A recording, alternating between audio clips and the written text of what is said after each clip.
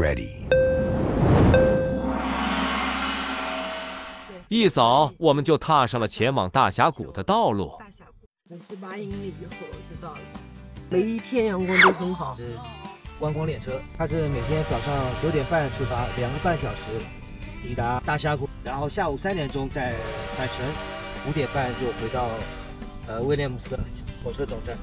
全程票价是98块钱一个人，来回，这是最基础的票价。这电线铺的，搞出了五线谱的感觉。对，好吓人，这电线。35块啊，1到7天的。这里都是按车来算的，蛮划算的。如果你4个人一个车，那也是35号。对。Good morning. And one, sir. All right, you are good to go. Yeah, thank Bye, you. thank you. Have a nice day. 进来了，进来了。这是大峡谷的地图。现在我们在这里停车场，先走路去那个 Mesa Point 去看，然后呢回到这里乘巴士，乘蓝色线路会到这里玩几个景点以后，然后在这里换乘专门乘红色线路的往上走。这里有几个景点，玩完以后，然后在这里换乘，从这里又回来的。早上冷的都有游客直接披毯子出来了。这里的气候就是早晚冷，中午热。这里是我们打卡大峡谷的第一站，眼前这五彩斑斓的峡谷确实是又美又险。1540年，一个西班牙人最早发现了大峡谷。1869年，美国陆军少校鲍威尔率领第一支科学考察队前往大峡谷，但此前已有美洲印第安人在峡谷壁上定居了。今天我们已经很难想象当时的居住环境。大峡谷总长446公里，平均深度有1200米，宽度从0.5公里至29公里不等。科罗拉多高原抬升时，科罗拉多河及其支流切割层层沉积岩，由此形成了大峡谷。将近21年来的地质变迁史在眼前一览无余。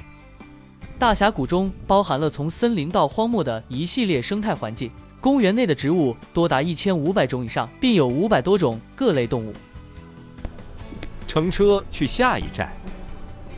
我们在亚巴派这一站下车了，所以这就是城线巴士的终点站。在看完以后就要回到访客中心继续乘蓝线。这里有个石头小房。这个地质地貌真的是太壮观了，一层又一层。这里啊，天气晴朗的时候是可以看到远处那有个小山的。我们现在能隐隐约约看到，他就说这里其实也有雾霾，这些地质都会受影响，自然的生态也会受到破坏。那我们所处的这个房间是世界上唯一一个带景观的一个博物馆，我们能够看到大峡谷的那个地方。所以它其实你看上面都是平整的，其实它是个大平原的，是个大平地，然后断裂开来，然后中间又有那个河流经过。所以就有很多的沟壑哈，然后上面其实是风化的结果哈。我们在下面一直可以走到那个观景台，那边也是一个观景的地方。现在我们在这里，对吧？沿着这条线走。当时还有船哈，现在也有的，一小节河流在这里。这里河水还蛮多的。哇，这么湍急的地方还有。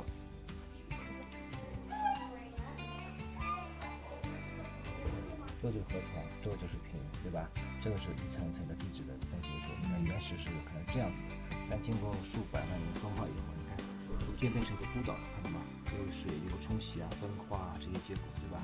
第3步你看，它随着它的分化越来越严重，上面表面的一层一层的地质结构就越来越分化了，所以越来越多的界定，越来越多的界定。对，科罗拉多河是一条古老的河流。它在500万年前就已经在这里，从丹佛起点，一直流经亚利桑那州我们现在所处的科罗拉多大峡谷，然后流经这里的湖泊水坝，开始往南流，一直从加利福尼亚湾流出来。科罗拉多大峡谷，它的起源最早可以追溯到184亿年前，我们就称为远古时期吧。这是一个证明，它以前这里是个海洋的一个证据，所以在这里地质的里面就发现很多的海底的一些生物的残骸啊。化石啊，对吧？直到12的时候就能看出来，地壳下面还是在运动嘛，然后它的一个沟壑就越来越深，但是水还是沿着这个来去弄，对吧？时间的越来推移越宽了。越来越快了，因为在不断的去洗刷它旁边的一些岩石嘛，所以河道就越来越宽，越来越宽。等到水没了的时对候，那，所以变成就这个峡谷了对，嘛就形成这个样子。但是现在呢，水越来越少，原来的湖底就干涸就露出来了嘛，但是这个地貌就形成了。成了这样的，这就是现在的科罗拉多大峡谷。就经过了很多年的一个变化演变。它在科罗拉多的这个深处啊，对其实还有推水桥啊，架在这个河的上面。对，因为这里我们刚才看到不是有水吗？对。哦，你看这里看那个水更明显，就那档水看得好明显。对。但是水相对来说还是比以前少多了。这个湖水，哦，两个湖水看得很明显。哦，那个桥都能隐约可见。就很小很小。这风声大吧？今年北约的吹，所以这个上面的被风大的风，就是蓝线下了，再转红线。这车15分钟一趟，终于开始上车了。这晒的肩膀都晒得生疼了。我们下了车，红线的第一站，它这里的特色是中间这块有一个延伸出去的，人可以站在中间，然后俯瞰两边的景色。哦，这个点不错哈。还有小婴儿也被父母带出来看了。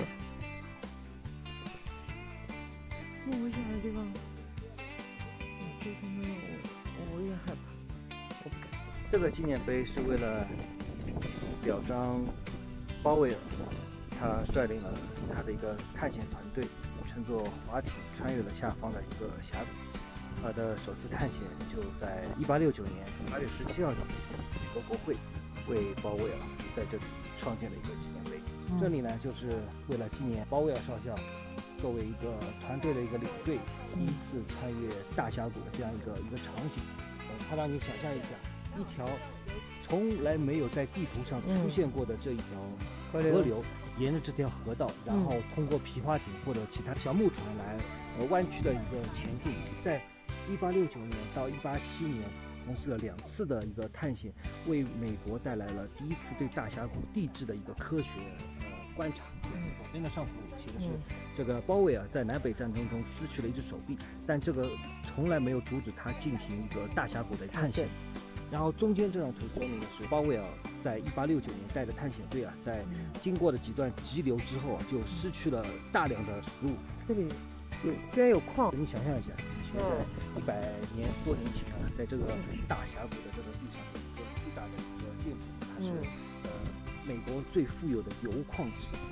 这个矿区可以追溯到1891年，当时由那个霍根一个孤儿来发现了这里一个铜矿，所以呢这里又叫孤儿矿。这个景点的话，可以看到那个河流，那条河流是很长的，从那儿一直到这个地方都能看得到。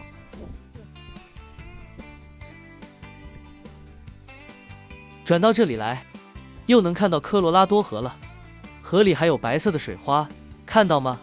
现在我们又来到了另外一个点，这里的视野很窄，横看成岭侧成峰，高低远近各不同，游客们在不同的角度欣赏大峡谷的美。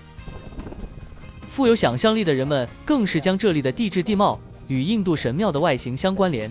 这么一说，再看上去还真像一座座神庙。只不过这可不是人力所能及，而是大自然的鬼斧神工。这里看科罗拉多河就更加明显，在整个一个河谷的中央，像一个 S 型的一个科罗拉多，然后这里还有一个小角落，整个一个河科罗拉多河就在这个山谷当中，这个蜿蜒的曲折一直往前走。从这里能看到整个大峡谷的多层叠嶂的这个地貌环境，一层一层非常清晰。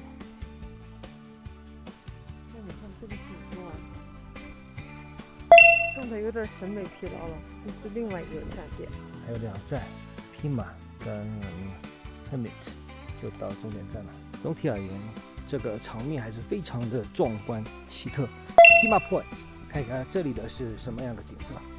哦，这里的景观比之前就更雄伟壮观，近在眼前。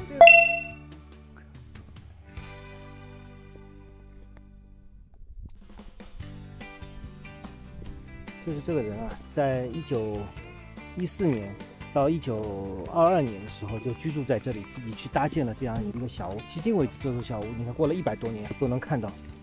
同时呢，他还修建了供他这边进出的一个道路，所以叫隐居者嘛，一直就像那个什么道士一样，就在这里。你看，他一个人用石头这样快把这搭建起来，哇，弄到一个巨大的一个厅，还有一个壁炉，这壁炉去哪儿呀？还有一个拱门，你看。对，1914年在这里居住了10多年。这么大的梁，全是大木头，你看。坐火车就停靠在这里，还挺方便的。现在我们就准备下车了，马上就到我们的停车场了。现在3点40，还有好多人来大峡谷，因为在里面可以过夜的。从9点开始玩，一直玩到下午3点结束，太累了。现在是晚上6点，今天我们回来的早，休息了会儿。然后出来走走，这个就是那个汽车旅馆后面的这块地，外表看上去还蛮对，外面里面就是造嫩场，这个也挺漂亮的哈。这个是野生的花，这里都是田野，这个野外好多的向日葵花呀。这个小镇什么都没有，就逛加油站了。今天一天结束了哈。天也黑了，你看，明天见，拜拜。